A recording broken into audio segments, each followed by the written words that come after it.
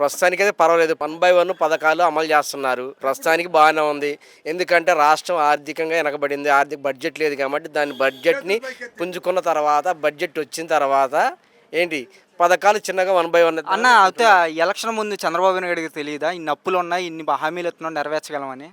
తెలుసన్నా. తెలుసు కాకపోతే దాన్ని ఆయన ఇప్పుడు వేరే ముఖ్యమంత్రికి అయినా డిఫరెన్స్ ఏంటంటే ఆయన డెవలప్మెంట్ అయినా ఆయన ఏంటంటే పథకాలు అని పెట్టి ఒక రోడ్లు పోయలేదు, ఒక రాజధాని లేదు, ఒక పోలవరం లేదు, ఏమీ లేదు. ఇప్పుడు రోడ్లు వేసారన్న? వేస్తున్నారుగా మా కాడ 100% వేస్తున్నారు. మా కాడ ప్యాచ్ వర్క్లు అయిపోవచ్చుని. అంటే ప్యాచ్ వర్క్లు వేస్తే రోడ్డు వేసినట్టే అన్న? అవును, ఇంతకుముందు ఆ ప్యాచ్ వర్క్లు కూడా వేయలేదు కన్నా. గుంటలు నడుచుకుంటూ పోయాను, బండ్లు పంచర్లు పడ్డాయి. ఓకే, అంటే మీరు చెప్పిన ప్రకారం అయితే చంద్రబాబు నాయుడు గారు హయాంలో ఒక రోడ్డు వేస్తే సరిపోతుంది, ఒక బిల్డింగ్ కడితే సరిపోతుంది, పేద ప్రజలు నిత్యావసర సరుకులు గట్ట కొనుక్కో అవసరం లేదు, వాళ్ళ పని వాళ్ళు చేసుకుని బతకాలి. నువ్వు అంతే అన్నావు కదన్నా.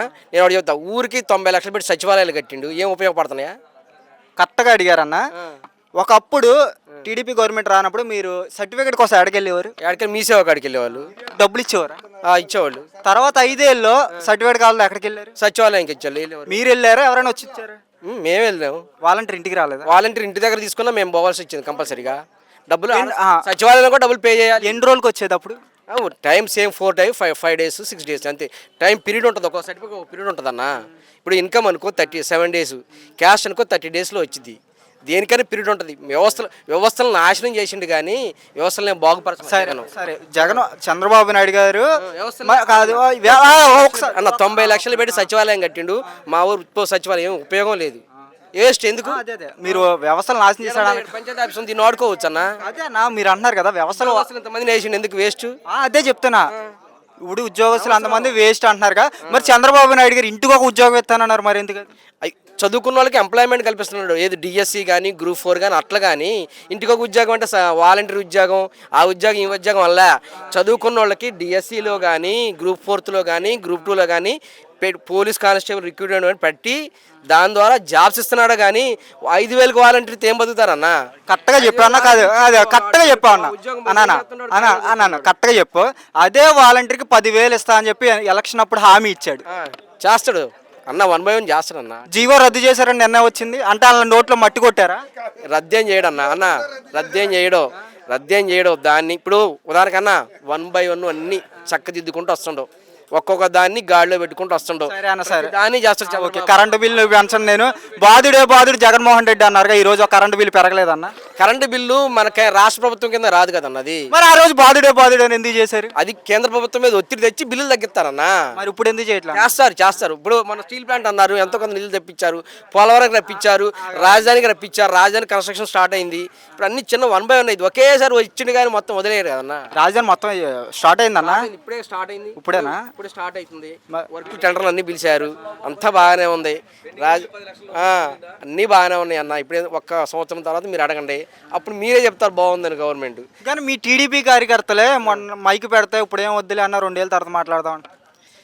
తెలియని వాళ్ళు పాపం వాళ్ళు ఏం మాట్లాడతారు, మాలాంటి తెలిసిన వాళ్ళు మాట్లాడతాం. రాజకీయంగా అనుభవం లేని వాళ్ళు ఏం చెప్పలేరు. కొద్దిగా పేపర్లో న్యూస్ చదివే వాళ్ళు. ఇప్పుడు రైతు ఉన్నాడన్న, చేనికి పోతాడు, ఏం టీవీ తెలియదు ఆయనకి.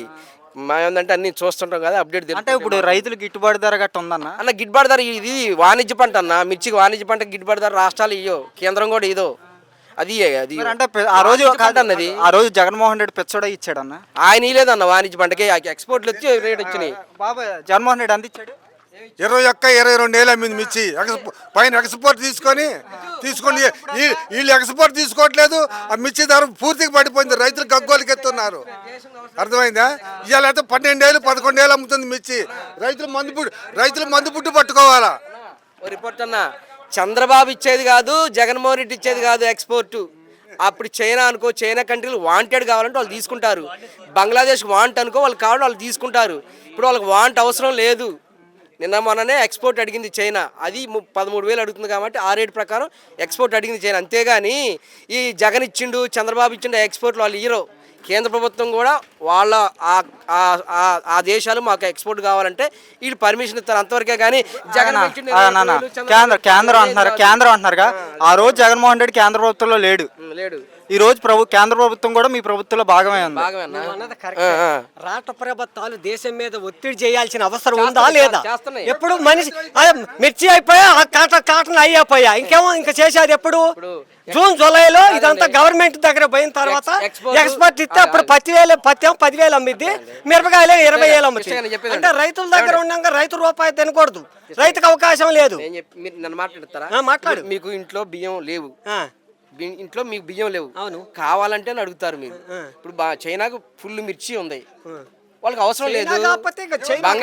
చైనా ఎక్కువ అడిగే చైనా, బంగ్లాదేశ్ తక్కువ, చిన్న కంట్రీ. 250 రూపాయలు 250 దేశాలు ఉన్నాయి. ఏ దేశంలో నువ్వు ఎక్స్పోర్ట్ చేసుకోవచ్చు కదా? ఎందుకు ఆర్డర్? ఈ మధ్య ప్రతి కంట్రీ మిర్చి పండిస్తుంది తెలుసా మీకు? ఉంటది పండించడం వాళ్ళకి ఎందుకు అవసరం? అది నువ్వు అన్నది కరెక్టే. అమెరికాలో మిర్చి పండేది ఇప్పుడు పండుతుంది. 22,000 అన్ని ప్రదేశాలు మిర్చి ఐటంలో 3 సంవత్సరాల నుంచి గిట్టక, మంచి పని చేశారు. 3 సంవత్సరాల నుంచి ఇప్పుడు పోయిన సంవత్సరం 22,000 అమ్మిన పత్తి, ఈ సంవత్సరం మిర్చి 10,000 11,000 అంటే ఒక కింటాకు వచ్చేటప్పటికి 10,000 రూపాయలు డిఫరెన్స్ ఉంటే ఎట్లుంటది? ఏ రైతుకు రూపాయి మిగిలిద్ది? రైతు మిగిలిద్దా? కౌలోడికి మిగిలిద్దా? ఎవరికి మిగిలిద్ది? నేను రైతునే 5 ఎకరాలు వేసా. చెప్పేది నువ్వు 5 ఎకరాలు వేసా. పెట్టు. నేను రైతు అన్నా. ఇప్పుడు ఎక్స్పోర్ట్ తీసుకుంది నేనేం చేయను, నేను అమ్ముకున్నా 13,000కి. ప్రభుత్వం